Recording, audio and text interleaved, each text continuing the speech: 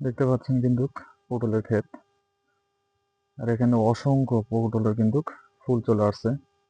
এখন কিন্তু চৈত মাস, চৈত মাসে কিন্তু এটা কিন্তু পুরাতন গাছ থেকে কিন্তু পটলের জমি। পুরাতন গাছ কিভাবে বুঝবেন, এখন যদি দেখাই আপনাদের,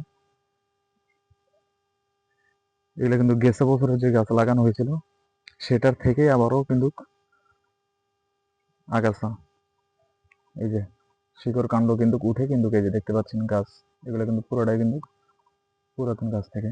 এখন নতুন ভাবে কিন্তু পটল যেহেতু ধরতেছে, এখন আসতেছে,